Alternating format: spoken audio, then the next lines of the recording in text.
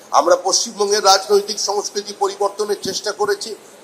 যারা স্লোগান দিয়েছিলেন বদলা নয় বদল চাই, সংঘর্ষের পরিবর্তে রবীন্দ্রসঙ্গীত চলবে, তারা দেখিয়ে দিয়েছেন গত 15 বছরের রাজনীতি করে ভারতীয় জনতা পার্টির প্রায় 400 কর্মীকে খুন করে, রক্তাক্ত করে, ক্ষতবিক্ষত করে। শুধু আমাদের মেরেই ক্ষান্ত হয়নি, তৃণমূল কংগ্রেস খুন করেছে তৃণমূল কংগ্রেসকে। নির্বাচনের পর আমাদের 3 জন কর্মী খুন হয়ে গেছেন, কিন্তু সমস্ত বিধায়ক অক্ষত আছেন, তৃণমূল কংগ্রেসের সমস্ত সাংসদ অক্ষত আছেন। বিজেপি হিংসার রাজনীতি করেনি। উত্তরবঙ্গের এক বিধায়কের পুত্রকে লিঞ্চিং এর হাত থেকে আমাদের কর্মীরা বাঁচিয়ে দিয়েছেন।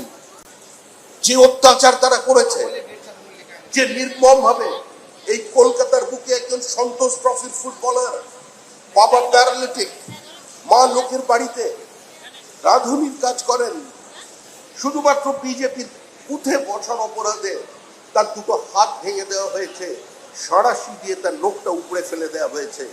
তারপরেও প্রতিহিংসার পথে বিজেপি হাঁটেনি।